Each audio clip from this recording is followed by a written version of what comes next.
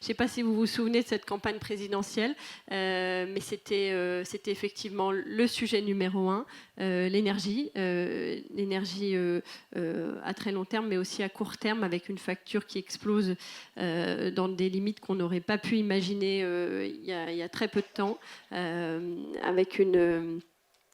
c'est le cas pour toutes les énergies, c'est le cas pour le gaz, c'est le cas pour l'électricité, c'est le cas pour l'essence. Hein, on s'en rend compte chaque jour, surtout pour ceux qui ont des vieux diesels. C'est pas mon cas. Et on voit que le sujet, il est tout particulièrement virulent en France. Alors, c'est particulièrement paradoxal parce qu'en France, on a toujours eu, hein, grâce à notre nucléaire, une électricité particulièrement abordable. Voilà, c'est plus le cas. On a même l'électricité la plus chère en Europe désormais, voilà, avec un nucléaire qui est quasiment... voilà, la moitié des centrales ne produisent plus aujourd'hui, on peut le dire. Et ça, cumulé aux craintes d'approvisionnement en gaz russe, cumulé aux craintes d'approvisionnement de pétrole, on crée un cocktail explosif sur la facture d'électricité. Alors paradoxalement, c'est assez indolore pour l'instant pour le portefeuille des Français, puisque les prix ont été plafonnés. Donc finalement, quelque part, c'est un sujet de moyen terme, c'est un sujet de long terme, mais à très court terme, on n'en sent pas le poids sur le porte-monnaie. Alors pour échanger sur ces thématiques, j'aurai à mes côtés Fabrice Cassin, qui est associé au sein du cabinet LPA-CGR et qui est membre du bureau de l'association professionnelle de France Énergie Éolienne. Mathieu Binot, qui est juste ici à ma gauche, qui dirige la société spécialisée dans les solutions d'effacement de consommation Voltalis, et Marc Boudier, qui est président de l'association des fournisseurs d'électricité et de gaz, la FIEG, voilà, qui regroupe des groupes comme Total Energy, Alpic ou Gazelle Énergie, entre autres. Voilà. Alors, je ne sais pas si vous vous souvenez de ces débats pendant la campagne. On avait des solutions très variées qui étaient proposées pour faire face à la facture, des baisses de taxes, des baisses de TVA, mais aussi c'était Jean-Luc Mélenchon, je crois, quelque part la fin de la libéralisation du marché avec des prix administrés. Ce n'est pas la voie qu'a choisi le gouvernement, mais quand même, dans le discours de Bruno Le Maire, on sent qu'il y a une défiance vis-à-vis du marché et il a notamment expliqué qu'il fallait réformer le marché, que le marché ne fonctionne pas. Alors une question à vous tous peut-être, est-ce que le thermomètre est cassé ? Est-ce que le marché est devenu fou ou est-ce qu'on a un réel problème ? Marc Baudier, vous voulez commencer ? Je commence alors effectivement. Non, c'est pas le marché, c'est pas le thermomètre qui est devenu fou, c'est les conditions qui ont modifié complètement les conditions de fixation de prix. Le marché, il reflète la réalité, c'est-à-dire une rareté à un moment donné. Et ce qui ne veut pas dire qu'il ne faut pas essayer de pallier les conséquences de ces excès, notamment de hausse extrêmement élevée qu'on a vu ces derniers temps. Alors, je corrige un tout petit peu ce que vous disiez dans votre présentation sur le fait que cette facture, on n'en ressent pas finalement l'évolution à court terme. N'oublions pas quand même qu'il y a eu une augmentation des prix de l'électricité notamment importante depuis 10 ans, largement liée à l'augmentation des taxes, largement liée aux efforts qui ont été faits pour la transition énergétique aussi. Et donc il a fallu financer tout cela. Et si on prend la période la plus récente, on sort pour l'année 2021 d'une augmentation assez conséquente pour les consommateurs. Alors elle a été plafonnée à 4%, ce qui n'est pas rien par rapport à sur le plan historique, mais il y a quand même eu ce sentiment-là. Pour les industriels, pareil. Même, et on va y revenir avec les mesures qui ont été prises, notamment l'augmentation du plafond de l'AREN, il reste une partie de la note qui est à payer et qui est très importante. Et puis, surtout, les perspectives maintenant sont effectivement sombres en termes de marché, de prix de marché qui restent extrêmement élevés et qui posent des problèmes en matière de couverture pour les secteurs. Donc, oui, il y a un choc de la facture. Oui, il a été considérablement atténué par les mesures que le gouvernement a prises. Mais je pense que c'est plus dans le domaine, je dirais, de comment on pallie les conséquences de l'évolution du marché qu'un bidouillage du marché ou du thermomètre qu'on doit trouver les solutions. Fabrice Cassin. Sur le lien. Sur le thermomètre. Le thermomètre, oui.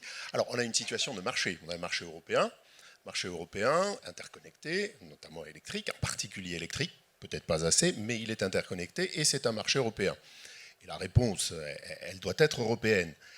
La difficulté, c'est que ce marché fonctionne sur le principe du merit order, c'est-à-dire que sur le marché électrique en particulier, qui équilibre en permanence l'offre et la demande, il faut aligner les capacités de production complémentaires pour répondre à la demande, et à ce moment-là, on le fait selon l'ordre des énergies, des disponibilités les moins chères, d'abord l'éolien, le solaire, le nucléaire, et puis arrive sur le marché français, et c'est sa structure particulière, arrivent les centrales gaz. Et selon le principe du cours marginal, on a un lien du coup entre le prix du gaz et le prix de l'électricité. Donc la logique du gouvernement, c'est une logique conjoncturelle. Il ne joue pas sur le structurel. Il intervient immédiatement par ses pouvoirs de police, incontestablement. Il y a une réglementation. Alors, ça n'est pas un prix libre non plus. L'électricité et le gaz, c'est notre système. Depuis la libéralisation de l'ordonnance de 86 et puis la libéralisation du marché de l'énergie avec les directives européennes, 96, je rappelle, et la loi de 10 février 2000, le choix français est de maintenir une réglementation des prix. Et on a une réglementation des prix par les TRV, et on a une réglementation des prix... Les TRV, les tarifs réglementés pour les tarifs réglementés de vente, gaz comme électricité. La France s'est battue pour maintenir ces tarifs qui sont l'offre dite de TRV, oui, de tarifs réglementés de vente, aux mains qui sont proposés par, c'est le type de contrat proposé par les seuls opérateurs historiques, et donc par EDF ou les ELD. Et de l'autre côté, vous avez des offres de marché qui, elles, sont à la fois, c'est peut-être une des difficultés, à la fois proposées par l'opérateur historique et par les fournisseurs alternatifs. Et ce lien, donc, on a un lien entre le prix de l'électricité et le prix du gaz, qui est opéré sur le marché, et on a une structure sur le prix de l'électricité, le marché de l'électricité et le prix qui est déjà un prix réglementé. Ce qui donne des pouvoirs au gouvernement français par rapport aux autres gouvernements européens sans commune mesure, puisqu'il a pu, dans cette période-là, jouer sur un bouclier tarifaire. Donc il a pu jouer pour protéger les consommateurs, sur un but tout à fait d'intérêt public, et les électro-intensifs. Il a pu décider... Il le décide en janvier sur la loi de finances de 2022, il décide de bloquer l'augmentation, puisqu'il a un pouvoir de bloquer les augmentations qui sont proposées par la CRE mécaniquement, en raison du prix du marché. Tout simplement, l'envolée des prix du marché permet ensuite, on réajuste les tarifs réglementés. Et là, il peut bloquer à 4%, comme vous le disiez, et là, il décide de bloquer. Attention, il bloque temporairement pour 6 mois, ensuite on rattrapera pendant 1 an. Il bloque. Il arrête l'augmentation. Sur le prix du gaz, il a très bien compris, le gouvernement. Le gouvernement a agi dès septembre 2021. Il voit tout de suite que le prix du gaz est en train de s'envoler. Structurellement aussi, c'est avant, puisqu'on a, la reprise liée au Covid, on peut dire aussi avant la guerre russe, que je dirais. Avant la guerre en Ukraine, on a l'hiver qui est beaucoup plus froid, l'hiver de 2020-2021, qui fait baisser les stockages, on l'a rappelé dans la précédente. Donc on a déjà une envolée des prix du gaz, et le gouvernement agit par sa police des prix immédiatement dès septembre 2021 pour bloquer. Alors là, il bloque les barèmes au 1er octobre 2021.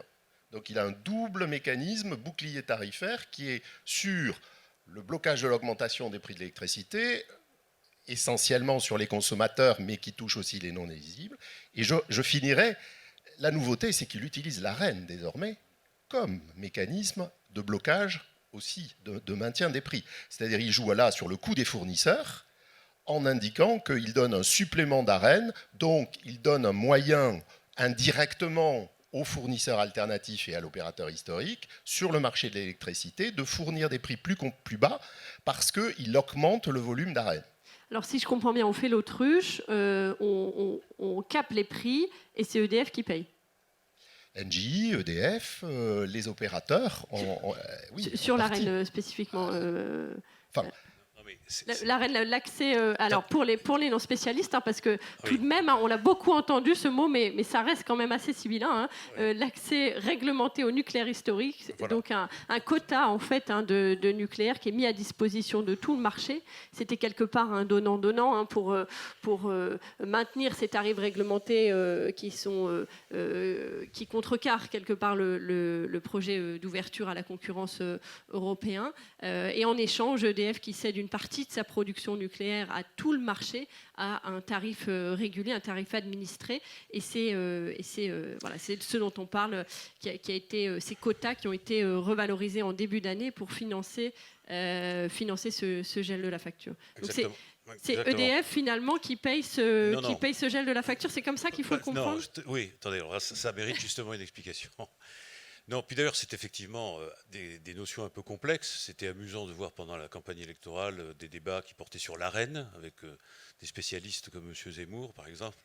Et donc, ça donnait des choses assez amusantes. Bon. Ce qu'il y a d'être dit sur le marché, et notamment le fait qu'à un moment donné, c'est la dernière centrale appelée qui fixe les prix.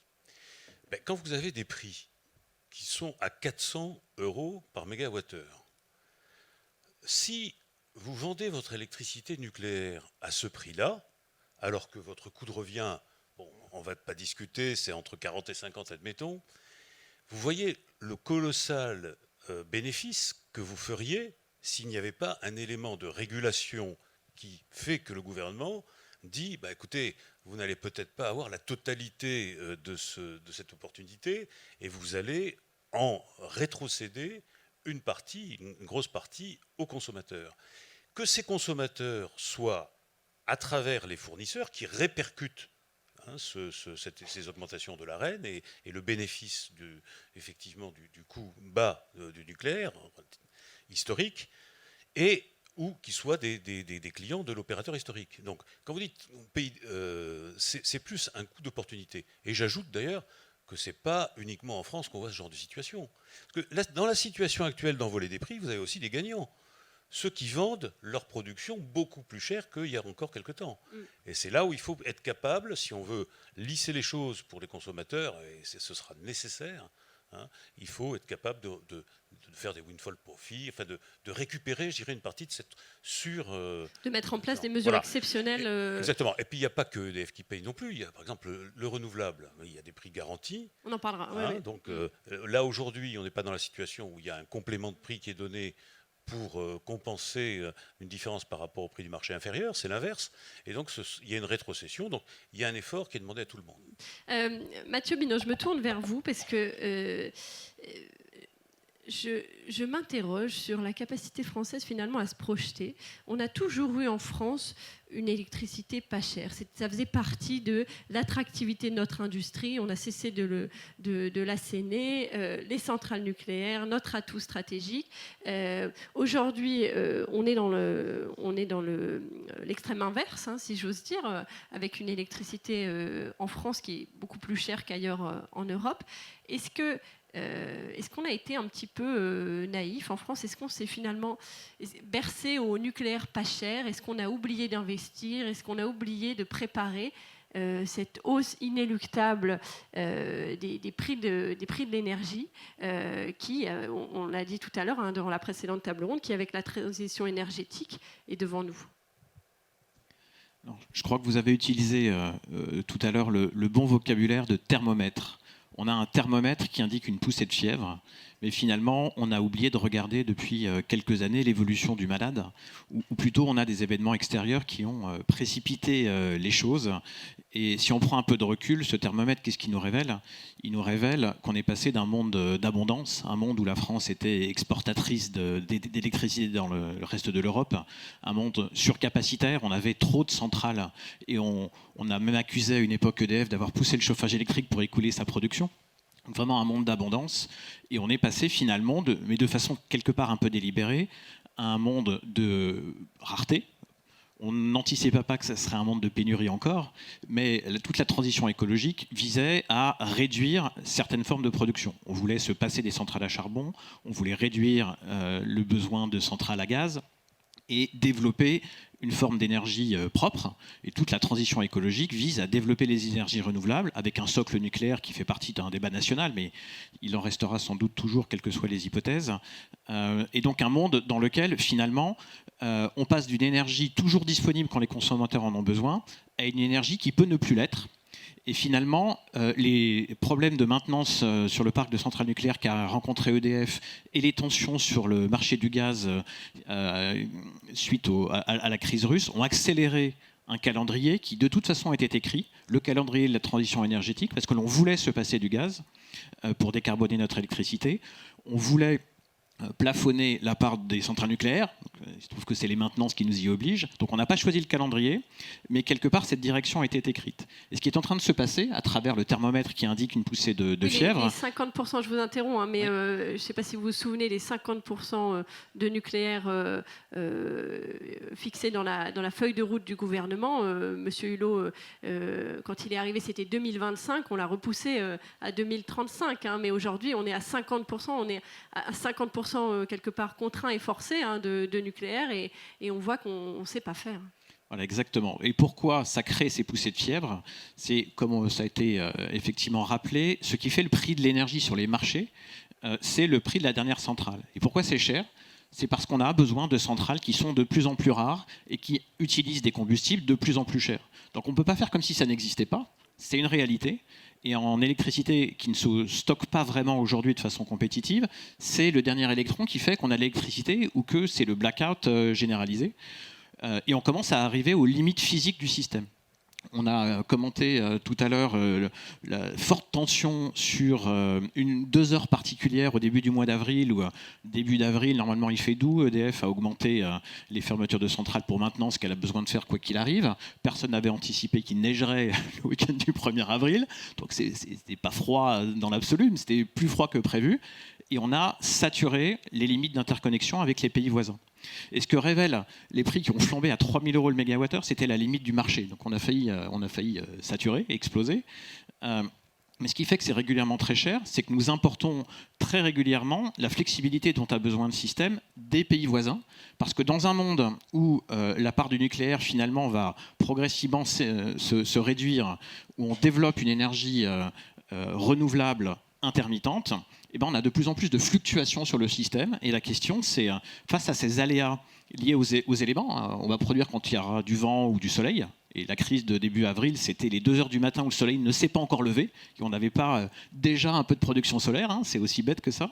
Et ben, qu'est-ce qu'on fait? Et dans les solutions, il y a effectivement des solutions du côté de production flexible renouvelable. On a parlé du gaz dans la table ronde précédente, ça fait partie des options. Mais on a fortement besoin d'autres solutions parce que sinon, on dépendra durablement de production à gaz fossile, carbonée et de plus en plus cher. Et donc, le thermomètre continuera à indiquer des poussées de fièvre. Et donc, la direction complémentaire sur laquelle il va falloir de plus en plus investir, c'est de contrôler et de piloter la consommation, qui jusque-là était complètement subie. C'est-à-dire que le système s'organisait pour servir toutes les situations de consommation, les pointes, tous les besoins des consommateurs, sans rien leur demander et en étant toujours surcapacitaire. Donc ça marche quand on a trop de centrales et que quand on ne les utilise pas pour nos pointes, on exporte aux Allemands. Mais quand on arrive dans un monde de rareté ou dans un monde de pénurie, on doit commencer à réfléchir aux autres façons de consommer son électricité pour justement mieux utiliser la production propre, la production décarbonée électrique qui est possible et dont on a un gisement extrêmement important sur notre territoire. Il y a une analogie intéressante qu'on avait partagée avec moi. Dans l'électricité, finalement, même s'il y a un seul passager, il faut qu'il y ait un train pour le transporter. Si on a beaucoup de passagers dans le bus, ils peuvent se serrer. Sur le réseau électrique, il faut servir toute la demande et il faut suffisamment de centrales pour servir toute la demande, peu importe si elle est très très élevée au 1er avril pour que le réseau tienne, pour qu'on n'ait pas de blackout. Juste un point peut-être de rebond, je vois que vous voulez réagir, Monsieur Cassin. On a l'impression qu'avec cette anesthésie des tarifs gelés, on va avoir quand même un petit peu de mal à susciter des investissements dans la sobriété énergétique, à susciter les réactions des consommateurs. Je prends mon exemple personnel. Ce 4 avril, je venais au bureau et j'ai vu tous les écrans allumés autour de moi. On a des télévisions dans les bureaux. Finalement, on a l'impression que le monde tertiaire et les particuliers ne sont pas préparés à baisser leur consommation. Fabrice, vous voulez réagir ? Oui, il y a une réponse sociétale. Enfin, la réponse justement il y a malgré tout une réponse sociétale qui est d'accepter la sobriété énergétique, c'est-à-dire de quitter ce monde d'une énergie abondante et très peu chère. Donc elle n'est pas abondante, elle peut être rare, elle peut être contingentée. Donc une sobriété est indispensable et c'est tout. La rénovation des bâtiments, l'ensemble de la sobriété énergétique qui est indispensable. Mais vous me permettrez un plaidoyer structurel. C'est-à-dire qu'il y a une indisponibilité du parc nucléaire qui est liée à des maintenances prolongées des centrales. Donc, on est à 300 TW à peu près cette année. On est sur la production historique de 1991, sauf erreur, c'est ce que... Mais le réseau de transport d'électricité nous dit depuis l'année dernière qu'il y aura 3 hivers très difficiles en attente de Flamanville, et puis le grand déficit structurel de production que l'on a sur le territoire, d'une énergie indépendante, très peu chère, rapide à déployer, c'est évidemment le retard considérable qu'a pris le programme offshore, 6000 MW, décidé en 2012, toujours pas disponible. Les 6 premières, ça y est. Enfin, mais on a eu à peine les 6 premières. On devrait avoir 4 parcs qui tournent. Est-ce que vous pouvez nous expliquer en quoi les renouvelables vont faire baisser la facture ? Je rejoins votre... Là, il s'agit de monter l'offre de production pour répondre à une demande croissante. C'est de ne pas jouer sur la sobriété, mais c'est vraiment sur les capacités de production disponibles sur le territoire. Il y est, le vent et le soleil, ils sont désormais compétitifs. Désormais, vu ces prix sur le marché spot, incontestablement, les prix de 4... Il faut quand même se souvenir, le prix de l'éolien terrestre qui a été tant décrié, et c'est l'investissement de l'État, effectivement, sur 15 années à 82 €, je le rappelle, c'était 82 € le mégawatt. Bon, aujourd'hui, l'obligation d'achat, légitimement, un producteur sur du long terme peut se poser la question d'aller sur le marché parce que finalement, s'il est en fin de contrat maintenant, ça y est, ces machines sont amorties, il lui reste peut-être qu'un an de contrat d'obligation d'achat, il a plutôt intérêt à aller sur le marché, à résilier son contrat de manière anticipée, et ça y est. Et on a réussi à se doter d'un outil de production qui répond à une demande. Alors là, on ne joue pas sur la demande.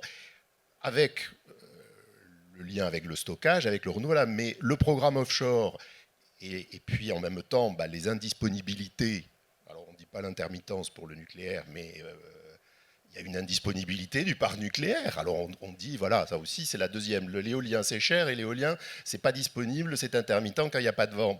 Écoutez, le parc nucléaire, oui, il n'est pas cher, peut-être, mais il est amorti, mais en revanche, il n'est pas disponible. Donc vous voulez dire, pour baisser la facture, il faut produire plus, produire plus et produire du renouvelable, parce que le renouvelable est structurellement aujourd'hui bien moins cher que le marché. Et je rappelle la PPE, on a fait... Alors pas...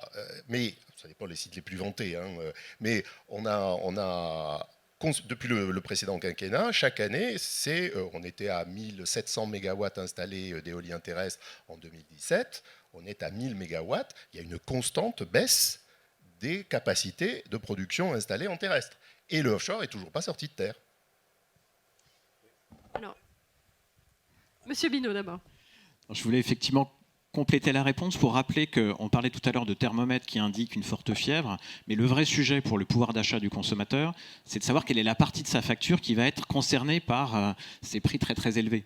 Donc la première démarche à faire, c'est qu'effectivement on arrive à produire un maximum des besoins de consommation des Français avec des moyens efficaces. Donc le débat sur l'ARENH, c'est exactement celui-là, c'est de partager cette capacité de produire de l'énergie à base de nucléaire, le partager la plus largement entre tous ceux qui vont la consommer. Le débat qu'on vient d'avoir sur le point qui vient d'être fait sur le renouvelable, ça consiste à compter sur des projets qui auront des prix d'achat sur la durée, des prix d'achat garantis, mais donc un prix qui est quelque part fixé à l'avance, qui n'est pas un prix de marché, principalement pour investir. On a des prix sur 15-20 ans. mais qui vont sécuriser une partie de l'approvisionnement. Et vous avez des PPA, des Power Purchase Agreement, qui permettent aux consommateurs de sécuriser eux-mêmes en direct cette partie. Ce qui va rester, c'est le petit delta. Le petit delta dont on a besoin quand même, parce qu'on est tous solidaires et qu'on a besoin de gérer les aléas. On a besoin de gérer les pointes, on a besoin de gérer l'intermittence de cette production qui peut être efficace. Et c'est cette partie-là qui peut durablement coûter cher, mais qu'on doit d'une part limiter en ayant le plus de production efficace à prix entre guillemets long terme garanti, et deuxièmement la limiter en jouant sur la consommation pour éviter une énorme volatilité du marché, parce que ce qui est devant nous, c'est non seulement des prix sur le marché qui vont rester élevés, mais une volatilité, c'est-à-dire une variation au sein d'une journée ou entre quelques semaines qui va être de plus en plus délirante. À cause justement de cette transition énergétique, on va avoir une variation à la fois de la consommation et de la production. Parce qu'à certaines heures, vous n'aurez besoin de personne et tout le monde aura envie d'exporter sa production propre et il n'y aura pas de consommation. Donc vous avez toutes les éoliennes allemandes qui tournent à fond et qui cherchent des acheteurs à prix négatif. Ça arrive de plus en plus souvent. Et à d'autres moments où personne n'aura de centrale à proposer ou à des prix prohibitifs parce que soit leur gaz sera à prix exorbitant, soit elles profiteront de cette situation de moyen marginal. Donc il faut qu'on arrive à limiter ces situations, cette volatilité qui est inhérente à la production qui est devant nous. Elle est intermittente, elle va être de plus en plus volatile et on a absolument besoin que la consommation devienne plus intelligente et qu'elle-même elle s'ajuste parce que sinon, là pour le coup, on aura durablement des prix élevés, des variations de prix gigantesques et là le consommateur devra effectivement vraiment le payer. Marc Boudier, est-ce que les fournisseurs ils travaillent à cette consommation plus intelligente ?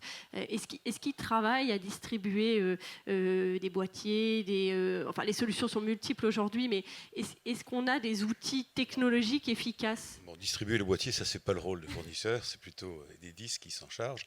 Mais essayer de gérer effectivement au plus près les besoins, en étudiant précisément, grâce à ces moyens technologiques, les courbes de charge pour pouvoir faire des propositions qui vont permettre de faire les consommations idoines et pas simplement se concentrer sur le prix du kilowattheure. Oui, ça fait partie de la valeur ajoutée des fournisseurs. Mais je voulais quand même, un petit peu loin par rapport à ce qu'on a dit tout à l'heure, mais sur le diagnostic.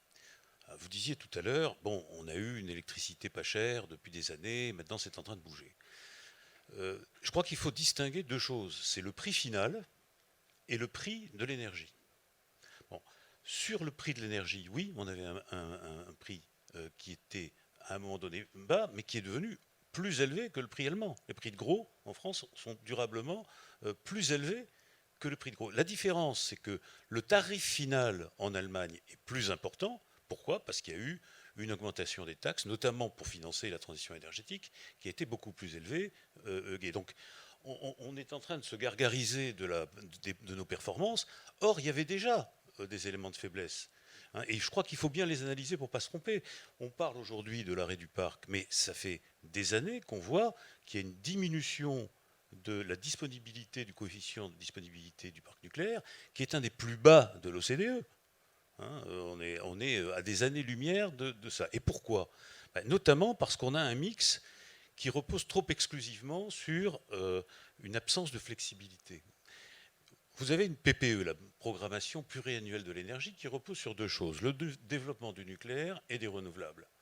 Mais il manque des éléments de flexibilité, parce que on sait bien que pour pallier l'intermittence d'une partie en tout cas des productions, le nucléaire, c'est pas fait pour ça, c'est pas fait pour faire du stop and go, etc. Donc là, la capacité à mobiliser des moyens beaucoup plus flexibles, par exemple avec du gaz, c'était la conversation précédente, y compris du gaz vert et pas forcément du gaz russe, mais c'est quelque chose qu'il faut préparer.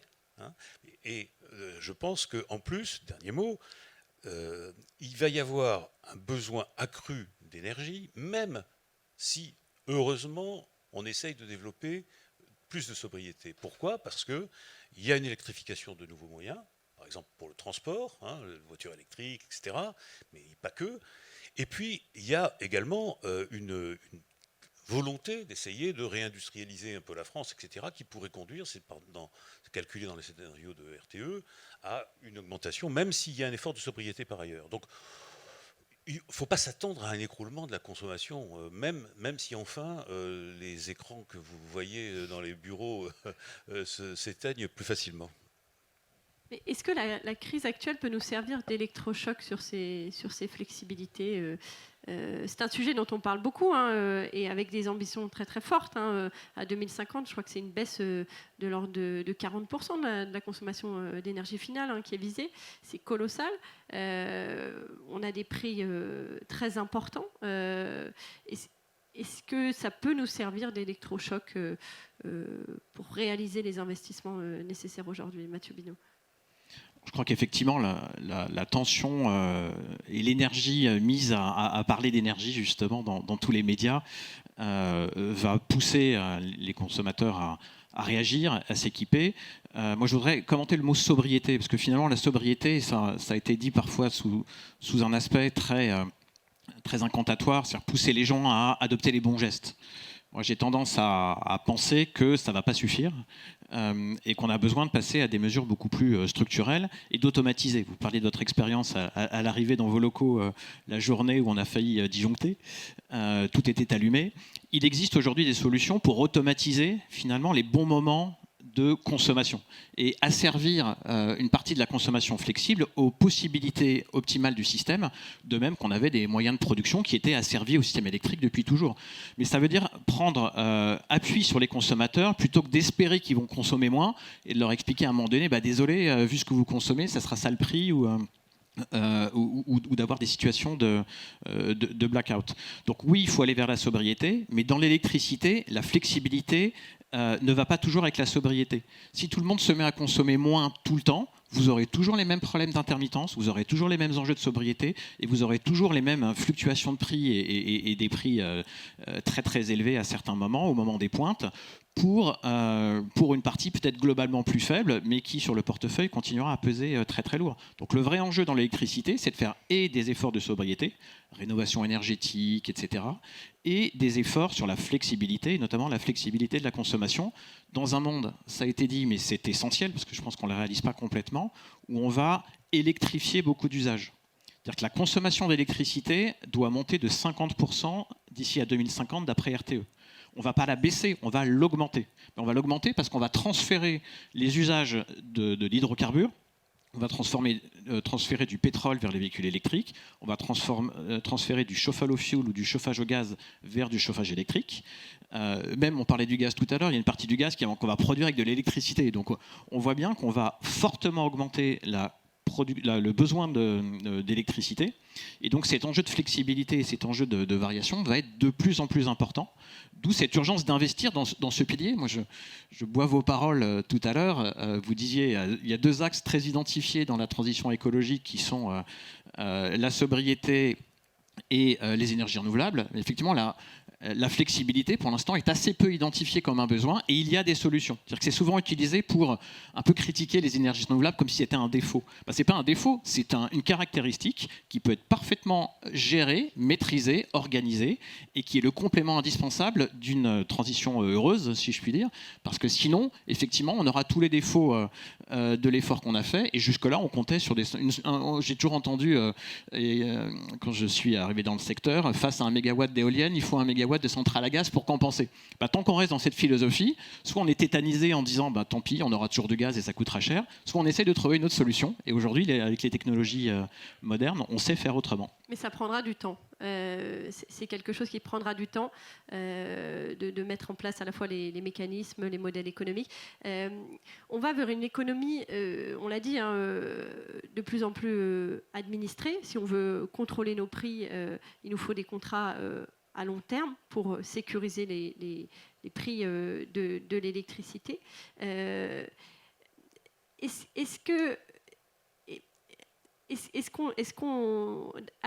quel rythme est-ce qu'on avance? On parlait des renouvelables tout à l'heure, avec des entreprises qui se sourcent de plus en plus à long terme directement auprès des producteurs.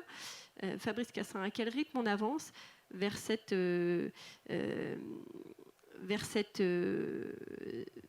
commercialisation de l'énergie de plus en plus administrée dans des contrats à très long terme? On a un choix, on a les offres de marché et ces offres réglementées côté production, côté achat de l'électricité produite. C'est vrai que le mécanisme a cette vertu le mécanisme de soutien par une aide au fonctionnement pendant 15 ans, 20 ans de l'électricité produite, de la totalité de l'électricité produite par une centrale de production solaire ou éolienne, a l'avantage de penser le temps long, de donner une perspective d'investissement et de diriger l'investissement vers. Mais c'est vrai pour le nucléaire aussi. D'ailleurs, il faut une stabilité, ça, qui n'est pas tout à fait compatible, naturellement, c'est la tension qu'on a avec la volatilité des prix sur le marché. On a besoin d'investissements qui, eux, ont besoin, on l'a dit d'ailleurs à la précédente table ronde sur le biogaz, mais ça vaut pour tout le renouvelable, pour toute nouvelle capacité de production, installer un actif, ça c'est le financier, quand on a le financement derrière, c'est de la dette en général, comme pour le nucléaire d'ailleurs, on le fait sur de la dette.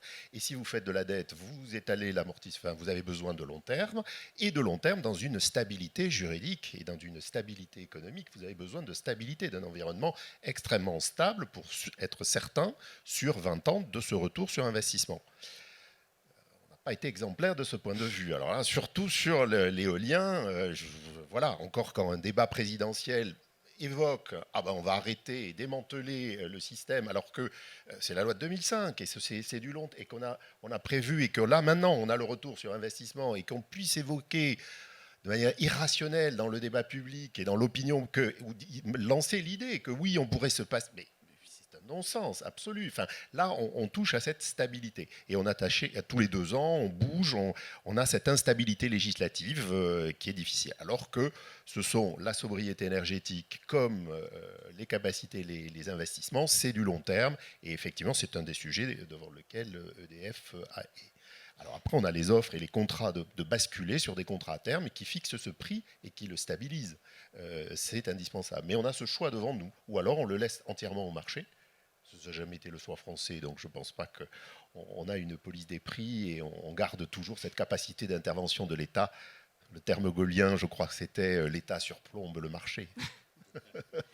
Il y a un sujet sur lequel presque tous les candidats étaient d'accord, c'est la nationalisation d'EDF, la nationalisation du nucléaire, des centrales nucléaires d'EDF. Qu'est-ce que ça peut changer ? Est-ce que ça peut, si on mettait tout le nucléaire à disposition du marché, parce que c'est un petit peu de ça dont il est question, qu'est-ce que ça peut changer ? Est-ce que ça peut faire un choc de prix réel sur le marché ? Est-ce que EDF en a encore les moyens ? D'abord, je pense que la vraie question, ce n'est pas la nationalisation, c'est la séparation stricte entre amont et aval. C'est-à-dire, si on considère que l'effort à faire dans le domaine du nucléaire, c'est un effort national, avec une participation en financement et en garantie de l'État, et derrière, demain, avec le paiement par les consommateurs, comme ça a été fait pour le parc antérieur, eh bien, il faut qu'il y ait une mise à disposition de cette électricité, construite de cette façon, ou rénovée de cette façon, pour l'ensemble des consommateurs. Ça, je crois que ça plaide, c'était dans les projets Hercule, un des aspects, pour effectivement une séparation entre EDF commercialisateur qui commercialiserait comme tout le monde, et un producteur, alors soit à 100% public, soit même avec la structure actuelle, mais ce n'est pas ça le plus important, qui pourrait traiter tout le monde de la même façon. Alors, ça n'empêche pas le reste, c'est-à-dire, après, quelle politique ? Il faut qu'effectivement, il y ait des politiques qui soient, on en a parlé tout à l'heure sur les questions de corrosion, etc., améliorées sur la mise à disposition du parc, et puis il faut qu'il y ait une politique qui soit de long terme, bien évidemment, dans ce domaine-là. Et ça, l'État a son mot à dire, évidemment. Mathieu Binot, est-ce que cette mise à disposition de tout le nucléaire d'EDF, est-ce que cette vente à un prix administré du nucléaire peut faire baisser les prix ? Alors, je sais que j'ai à ma gauche quelqu'un de bien plus spécialiste que moi sur les chiffres, mais en ordre de grandeur, l'Arenh permet déjà aux concurrents d'EDF d'accéder à une quote-part de production nucléaire à un prix fixé. Pour la quote-part de ce qui devrait être approvisionné par le nucléaire dans leur consommation. Donc je ne suis pas convaincu que ça bouleverserait les prix finaux. C'est sans doute un moyen d'organiser les choses face aux besoins d'investissement, parce que le prix du nucléaire va lui-même devoir monter en tout cas d'une façon qui sera liée à son mode de financement, parce que si on organise intelligemment effectivement le financement du grand carénage, ça va sans doute atténuer le prix pour le consommateur à travers ce qui pourrait toujours s'appeler l'Arenh, ou quelle que soit l'évolution.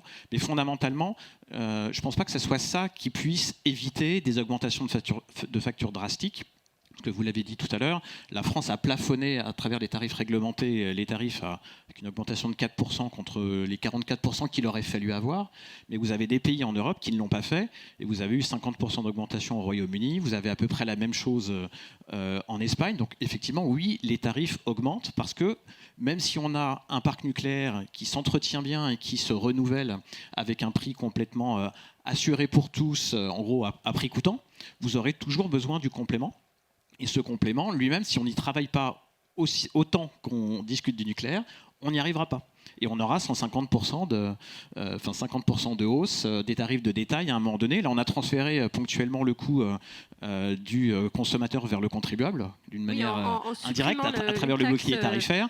À un moment donné, ce n'est pas durable. Et effectivement, quelqu'un doit payer le vrai coût d'une production efficace d'électricité.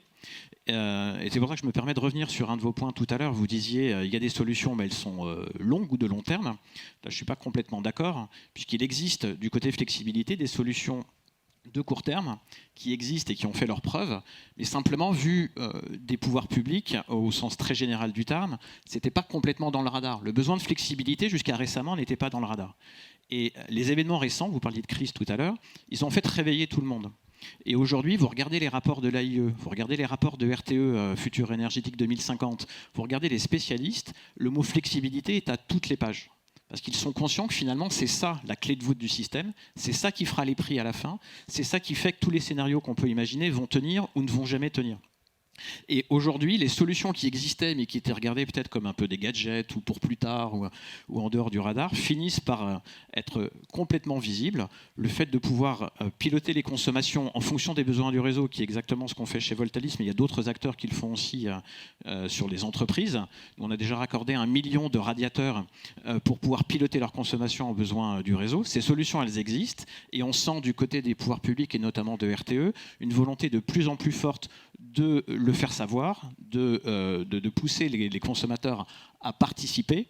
Et vous allez voir qu'avec l'hiver prochain, où on annonce déjà des situations très très tendues sur le réseau, RTE a déjà nommé un monsieur flexibilité, dont la mission est exactement celle-là, trouver des solutions, pas pour dans 10 ans, pour l'hiver prochain. Et il en existe. Et il aura du travail, et David l'évoquera peut-être avec la table ronde suivante qui évoquera la demande d'énergie, la difficulté d'y faire face, et tout en réduisant notre dépendance énergétique. Alors peut-être je vais vous demander un très bref mot de la fin, parce qu'on déborde. Fabrice, vous voulez commencer? Très bien.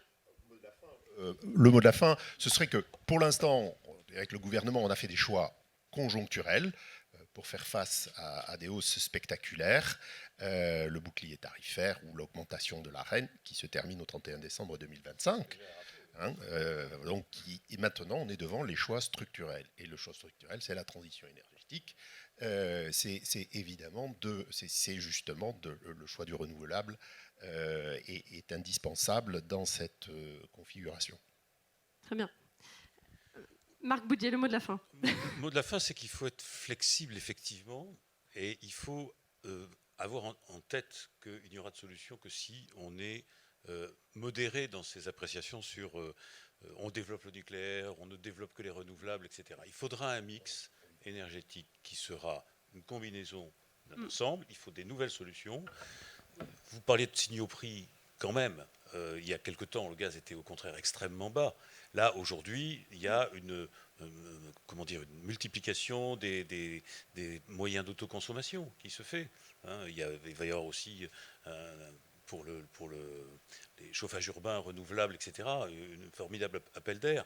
Donc il va se passer des choses, mais il faut se garder dans ces questions-là d'avoir une idéologie en tête. Il faut être, je pense, pragmatique. Pragmatique, très bien. Alors ce sera le mot de la fin, si vous le voulez bien.